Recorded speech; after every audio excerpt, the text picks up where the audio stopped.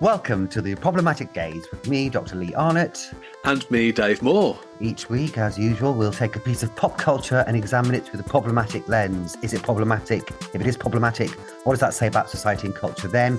And what does it say about society and culture now? And just before we go any further, if you want to follow us on X and Instagram, we're on @podcastgaze. We've set up a new Facebook page, so please go and follow us there. And we'll set up a link in our show notes to the subject matter that we're talking about today. How's your week been, Lee? It has been fair to middling. My little summer cold I had last week has left me with a horrendous Victorian consumption asylum cough. But apart from that, can we just talk about the weather, please?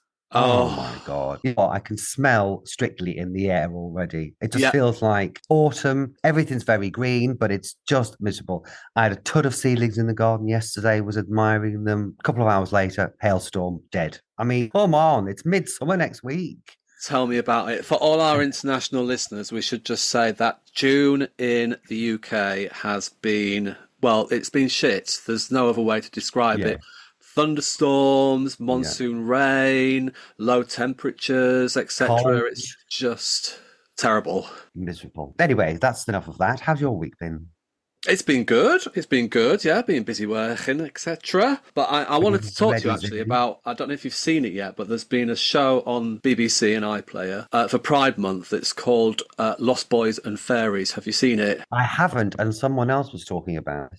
So it has to be all across the board. The writing, the directing, the acting, the design, everything about it. This 3-part drama has just kind of sprung up from nowhere. And it has to be, no word of a lie, one of the best dramas I have watched ever. And, you know, I don't say that lightly. It's a story about a gay couple who want to adopt a child. I'll say no more about it than that. But dear listeners, wherever you can, all across the world, please just tune into it. It's superb. What was it called again? Lost Boys and Fairies. It's on the iPlayer. So what I would say is a lot of subject matter that we talk about in our podcast is about growing up gay, the stigma attached to it, the shame attached to it, etc., how that manifests itself inside of us, you know, things we get up to. You know, we tend to maybe kind of abuse ourselves a little because of the shame and stigma attached to us, whether it's through alcohol, through sex, through drugs, etc. And I think a lot of people who have gone through the coming out process can attach themselves to that. This show, it kind of goes through all of that. I felt seen because, you know, I could really identify with a lot of the things that the main character goes through. And I'd say for anybody struggling or anybody who has been through that coming out process to watch this, because it's really easy to identify with what's going on. So, yeah, I can't recommend it enough. Brilliant, brilliant, brilliant. And that's coming from someone who's watched the entire back catalogue of Prisoner Cell Block 8 on repeat for many years. So he knows his stuff, listeners. He knows his stuff. What are we discussing this week, David? So this week we've decided to focus on a programme called Allo Allo. So Allo Allo was a British sitcom which was broadcast throughout the 80s and the 90s in the UK. It was first broadcast on the 30th of December 1982 and ran for 10 series until 1992. Very popular and successful, wasn't it? It was huge. It was really huge, and I remember it. I remember watching it at the time. So it kind of focused on a cafe owner, René, in Nouvion in France, which is northern France, at the time of the Second World War. So the Germans occupied France. And this was kind of a humorous look at the situation that the cafe owner and the Germans found themselves in, and lent very heavily on the French resistance and their efforts to repatriate fallen British airmen. It was his hapless exploit, wasn't it, in the face of the Germans and later the Italians, and his two horned up waitresses trying to get off with him, and his wife who is old and past it, and her mother who was even more old and past it. We've actually got a list of the Barb top shows at the time. It's very interesting, isn't it, David? Yeah, it really is. The top 10 was dominated by Coronation Street, This Is Your Life, and funnily enough, the James Bond film Moonraker. What's really interesting is that BBC shows, they're not in the top 30 shows at all, apart from Tango, which is astonishing. You know, it's really dominated by ITV. Yes, Tenko was the only BBC programme that kind of featured in uh, the top 20, really. It was the first one. It was at number 19 at that. So ITV and its networks, Granada, Thames, and LWT, really dominated the airwaves at this time. This was pre-EastEnders, obviously, which came in a few years later. Yeah, and you can really see why EastEnders are bought in, because they're clearly struggling to find an audience on weeknights, aren't they? I'm just looking, there's some other classics for viewers of a certain age they might remember. Heidi High, thank you. Also nesting in there, Heart to Heart, The Gentle Touch. Crossroads is very popular. Penny Everett. So that's the kind of landscape Allo Allo comes into in that December of 1982. It's been a fairly big news year as well, hasn't it, David? Yes, so the news in 1982 was kind of dominated by the Falklands War in the UK. Yeah, and we were deeply unpopular internationally because of it. I remember how miserable 1982 was. And in January, unemployment's recorded at over 3 million people. That's for the first time since the 1930s. And I'm from a small town in the northeast. You're from Scarborough. And I remember it being incredibly depressed at the time. And this was where all the mines were still open, but people just didn't have work. And God, it was grim. You think about how grim it was. 1982 very much still feels like the 70s at this point. The 80s haven't kicked in yet, I don't think. The 80s kick in about 84, 85, really. There's still a real 70s hangover, isn't there, at this point? And I do remember the excitement of us hosting the Eurovision Song Contest in April, because obviously we'd won with Bucks Fizz, Making Your Mind Up the year before, a national triumph. Oh, fabulous. I remember Jan Leeming looking stunning in her evening frock. And I do remember the winning song, Nicole, A Little Loving, and absolutely loving it. Buying the single, singing it relentlessly forever and ever and ever. It was marvellous. Do you remember how it goes? No. Sing it for me. Marvellous. A little loving, a little giving, to take the dream for the world we live in. Oh, beautiful song. Very good. Very good. Beautiful. You've got a lovely singing voice. Oh, thank you. Thank you. Something I remember very, very vividly, being led out of class, not just me personally, but the whole class, into the TV room to watch the Mary Rose being raised. Oh. Yes, I remember that as well. And I also remember the TV room at school, when the school would have one telly for the whole school. And did you have one of those massive machines that had special shutters on it as well, that would on wheels? It would get wheels. Yeah, on wheels. Yeah, the shutters would get open. It felt like you were at the theatre. Yeah. Well, we didn't have a theatre in my hometown, obviously, but I imagine that was a theatre felt like. Yeah, the Mary Rose though. Do you remember when it suddenly they winched it? It was Henry VIII ship, wasn't it? It was off the Solent or somewhere, and they were winching it on a crane, and suddenly the whole thing went, and it looked like it was going to collapse, and the whole thing. And it was like, oh my God, but it didn't anyway. It's in the museum now, so you can visit if you like. Yeah. And Channel 4 begins 1982 November. So Allo Allo started. Channel 4's been a month old. Obviously, the home of Countdown. And the gorgeous Richard Whiteley, God rest his soul. And Carol Vorderman, obviously. Yes. Still national heroine after all these years. Oh, even more of a national heroine now. And Brookside, of course, every year. Come here, David. Talk about Brookside for a second, will you? You get phlegmed up. Do you remember Beth Jordash when she killed her dad? Oh, no, it was the mother who killed the dad, and then they dug up the body in the back garden. Do you remember? That's right. They found the hand. The hand was sticking out the soil, wasn't it? Yeah. Yeah. Oh, I remember that vividly. And the famous lesbian kiss. I can't believe what a fuss it made of a lesbian kiss. Now us lesbians and gays are 10 a penny on the telly. You can't move for us. Riddled. Everywhere. Riddled with us. That's what was going on in the news in 1982. Shall we have a look at December 1982's pop charts? Yes. This is the official singles chart from 26th of December. So this was going into the week that Allo Allo was broadcast. Number 1, Renee and Renato. Save Your Love, My Darling. Do you remember that? I do remember it. I remember quite loving that song. I quite loved it, but it didn't dawn on me until many years later. When you watch the actual video, you never see Renee's face. She's always pictured from behind or the side. Yeah. And for years... Was she really ugly? Well, I thought she might look like a Picasso, and they just couldn't bear to show her. But actually, it transpires that the actual singer wasn't available for the recording of the video. So they're very clever. Watch it; it's hilarious how much effort they make not to show Renee's face, which unfortunately means we get to look at Renato's bloody Super Mario face for the whole song. Yeah. I'm looking at it right now. What a sight to behold. What a sight to behold.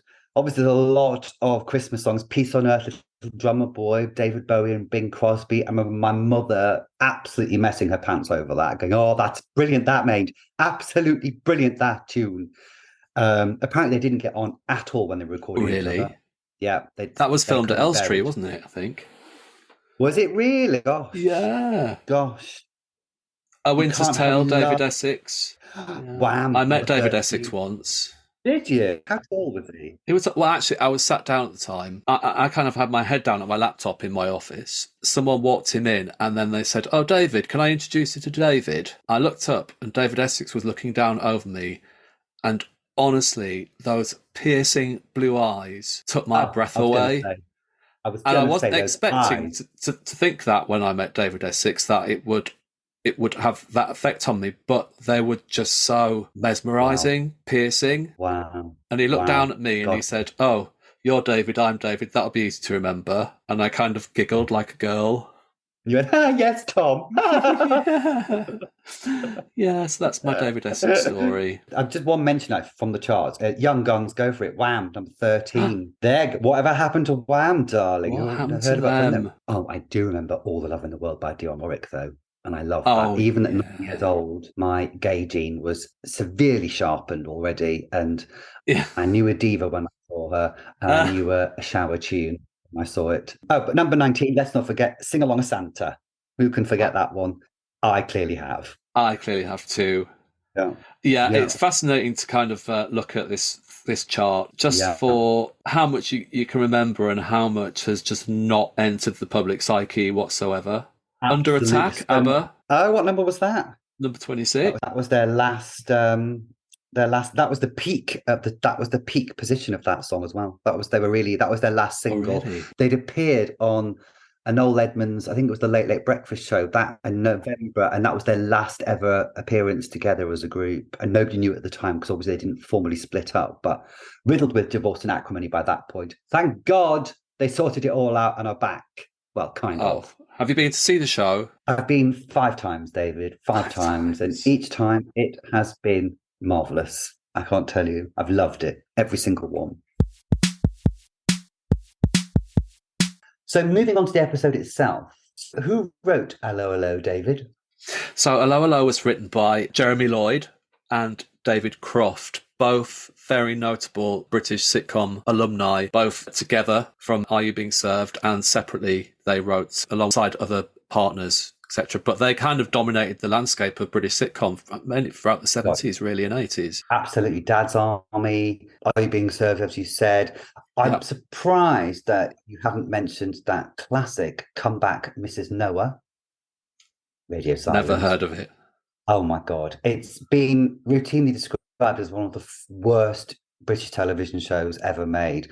The 6 episodes are available on YouTube, and it is quite astonishing. The basic story is that Molly Sugden, as Mrs. Noah, wins a competition to visit a space rocket, as you do, and it accidentally blasts off, and you have 6 episodes of hilarity involving Molly Sugden in space. I mean, what's not to love? Sounds riveting. And you say it wasn't a hit? It wasn't a hit, and universally derided on its first broadcast, and has been quietly forgotten, and is strangely missing from any discussion of David Lloyd and Jeremy Croft's oeuvre. Speaking of Jeremy Lloyd, do you know who he was married to for 5 months? I do actually know he's married to her for 5 months. Sally Thompson, the little gorgeous one from Man About the House. Was it her, David? Well, it might have been, but I'm talking about somebody else. I mean, I don't know how many times he was married, but he was married to Joanna Lumley for 5 months. Yes. I wonder what happened there. I know what happened to her as well. These showbiz types, though, I mean, they're very fleeting, aren't they, sometimes? They marry on a whim. There are some great photographs of the two of them, actually, in the early 70s. If you Google them, you'll see some stunning pictures of Joanna Lumley, 1972, circa. Where did you watch this episode of Allo Allo, David, by the way? At home. What platform did you watch it on? Just in case our listeners would like to go and watch it themselves at home. I watched it on BritBox. That's the one. It took a while. Yeah, me too. Me too. I did notice it's on one of the satellite cable channels, and the description of it was delightfully un-PC British comedy, which I thought was a bit weird because it never really struck me as delightfully un-PC. But I guess that's what I guess as we're going to discuss some of it. I think looking back on it now, I mean, we watched the pilot, didn't we? Oh God, I loved it. Did you love it? I absolutely adored it. Loved Allo Allo, and I still do. Yeah. To be honest, I haven't actually watched it since 1992 when it finished. I remember being devastated it was ending. And so it was really kind of startling to watch this first episode 40 years later. What did you used to love about it? Who was your favourite character? Renee. I loved his wife, Edith. I loved Yvette, saucy waitress. Hair flick. Of the Gestapo? Yeah. Is that problematic? Is that time for the problematic buzzer? Why, that you loved Hair Flick? Well, as long as you don't say something like, as long as you say something like you didn't fancy him, David, then I think we're okay. Did you fancy him? I fancied Hair Flick. I think it probably has more to do with the actor who played him rather than the fact that he was the head of the most evil section of the Nazis party as a rule. Or maybe you were a self-hating gay 8 years old who thought he needed to be punished, maybe. There's too much to unpack there, I would say. Let's just say I fancied the actor and just be done with it, please. Yes. Who incidentally ended up with Therese from Dollar, if I remember correctly. Yeah. There we are, the showbiz. Really? Showbiz legend fact there. I liked her Hair Flick, and I really liked Helga. I think she might be my favourite. Yes, I liked Helga. It's funny, it was always the women that appealed more to me, but that's very common for little gay boys. You know, it's always because it's women against the world, isn't it? And we feel like we're on the same side as them. I loved Edith's crazy singing. I loved Michelle from the French Resistance. Oh my God, her Faye Dunaway, Bonnie and Clyde kind of beret and mac on. Very few women can pull off a beret and a mac. And Michelle Dubois, be still my beating heart, love. I used to love it when she switched between the French accent and the cut glass English accent when she was talking to the English chaps. And the conceit of the language is still really, really clever. And of course, later on, they get the policeman, good morning, you know, who's just takes it to the next level. I think he was perhaps my favourite out of the whole show. Arthur Bostrom. I had a bit of a fancy for him, actually. I seem to. Did you? Yes. Maybe we need to think about authority figures. Maybe we need to think about that. Maybe it's just uniforms. Yes, that's probably it, isn't it? There are a couple of things that struck me as definitely problematic these days. I don't know about you, David. Yeah, quite a few things, actually. But I mean, I think we should reiterate that we do actually love this show, and but there are things that can be seen as problematic. Quite a few things, actually, I would say. Well, it's a really interesting snapshot of women and women's sexuality and women as sexual beings.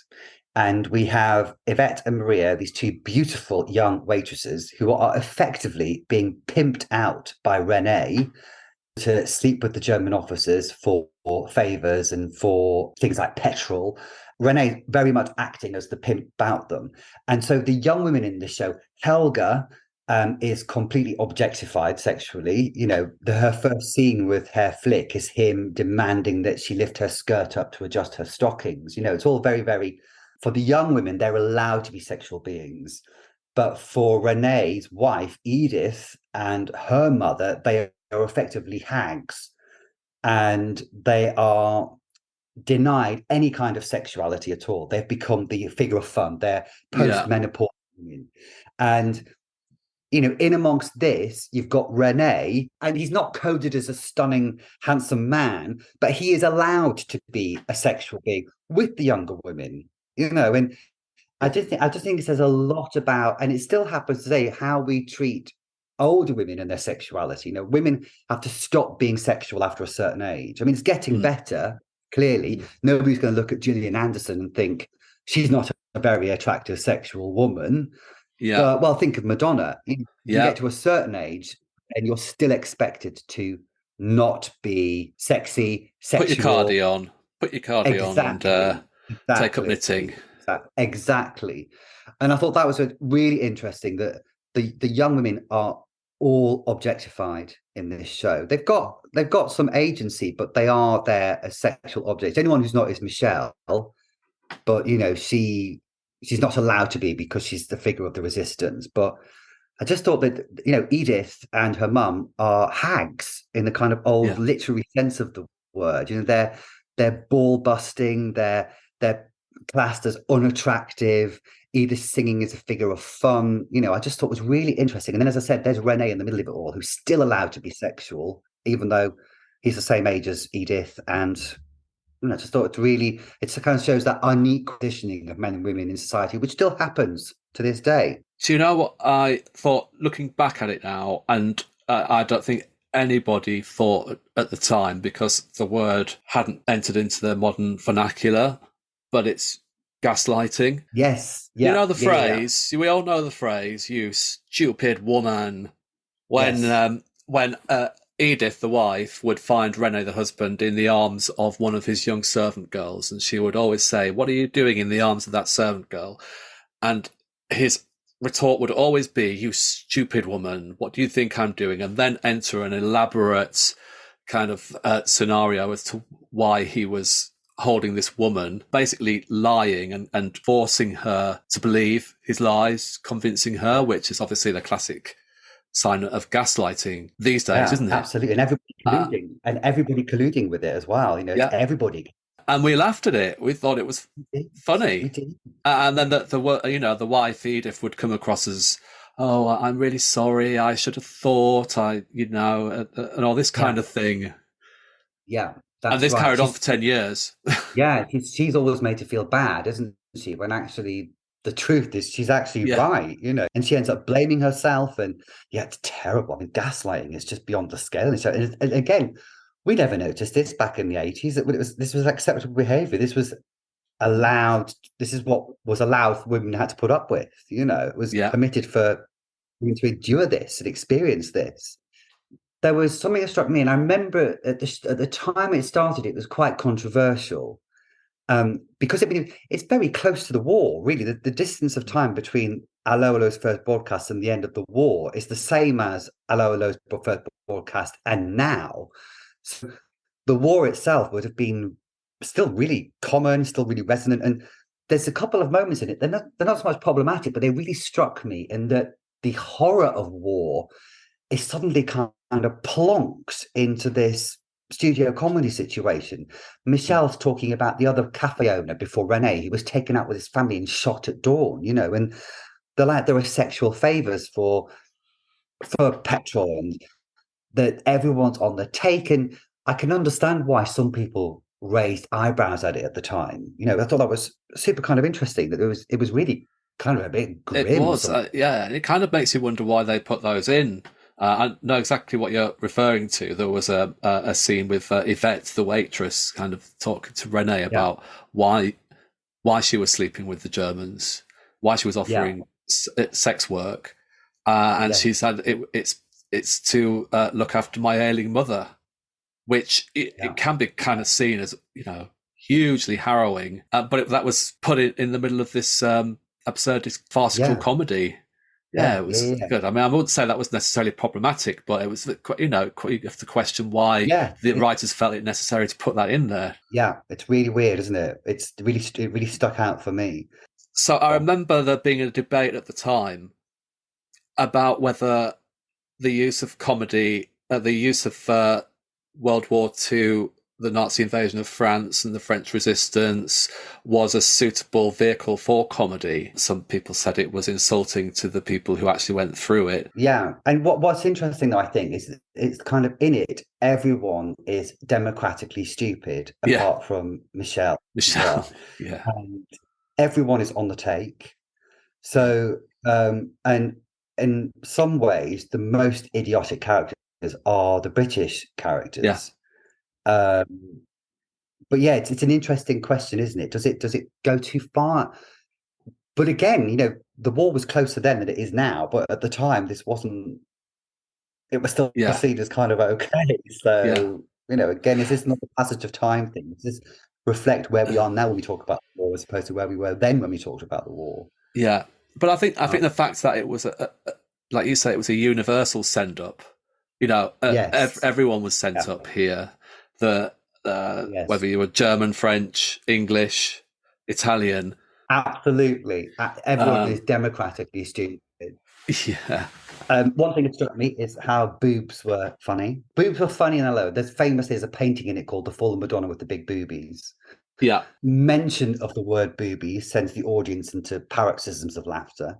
It still sends But me it's like, into well, paroxysms of laughter. oh I'm not God. obsessed by boobies, No, well, but I good. do That's because find it them really funny. scares me. It's that kind of weird British seaside postcard humour, that kind Yeah. of sniggering behind the hand. At the same time, we have page three girls in the national newspapers with their Mm. tits out, Mm. So there's a really weird interplay between public tits and tits which are behind Yeah. boobies. It's kind of which It's struck me as saucy, isn't interesting. it? Yeah. And thank God we don't have, apart from yourself, thank Uh, God boobs are no longer the source of national humour, thankfully. And thank God we don't have page three anymore, quite frankly. so there was a character called Lieutenant Gruber, which was a German officer, and his basic premise was that he was gay, and it was alluded to a lot through innuendo. What did you feel about that? Was that problematic? I think it's problematic in the sense that Gruber is often presented as a kind of tragic figure. And he's obviously fulfilling that sitcom stereotype of the homosexual who's a little bit camp, but he's portrayed because he's in love with Renee. He's seen as a tragic figure. There's no kind of compassion in the script for his tragedy. He Mm, is, he's the lovelorn, kind of a bit pathetic. He's a bit effete. He's a bit camp. He's often singled out for not being a real man by his colleagues, mm, And it's the innuendo of him, Renee trying to avoid him, is used as a butt of joke. So again, I think it's problematic in that he's the butt of jokes as yeah. opposed to a character who has agency or who moves the plot forward. And the audience, as they get to know him, he very much becomes familiar and humorous through familiarity. So to sum up, David, what do you think about Allo Allo? Is it problematic? I think these days, yeah, it could be regarded as hugely problematic for all the reasons that we've talked about. But I don't feel as though it's hugely problematic. I just feel as though there are elements to it that could be regarded as so. But I still enjoy it to this day. If it was on now, I would still watch it. I wouldn't not watch it because of the problematic undertones or themes to it. Yeah, the same. Clearly there are elements which are, oh my God, and which I'm pleased we seem to have moved on as a society from, although there's a long way to go with the way we treat older women and their sexualities and their bodies. Yeah. But I think there are much more problematic things from this era, which I'm sure we'll come across at some point in our podcast adventure. Would I still watch today? I probably would. I wouldn't necessarily run towards it. Yeah. It was a nice trip down memory lane. A lot of the humor, as humor tends to do, has dated quite badly and now comes across as quite basic. What seemed quite sophisticated in 1982 Yeah. now it just looks a bit basic. But yeah, I don't think it's the worst offender.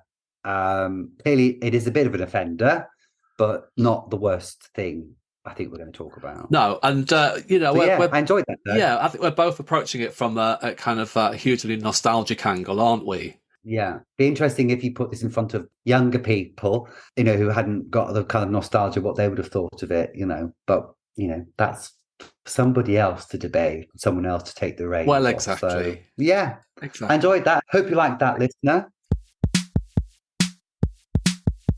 So, what are we talking about next week, Lee? Well, next week, circling back to what you were saying earlier on about the difficulties of coming out and internalized homophobia, we are watching a film from 1961, which was seminal, groundbreaking in its depiction of homosexuality. We're watching a film called Victim, which stars Dirk Bogarde as a man hiding his secret identity and is quite the watch, isn't it? Yeah, it really is. It is a really great watch, actually. And you'd think from a black and white film from 1961 might not be right up everybody's street, but I think it really has stood the test of time with the subject matter, the performances, the cinematography, everything about it is really good. So I would thoroughly recommend anyone to dig it out. It's on YouTube, isn't it? Before we publish our next episode, but you don't necessarily need to do that, but check it out if you can. So until then, we have been the Problematic Gays. And we'll see you next week.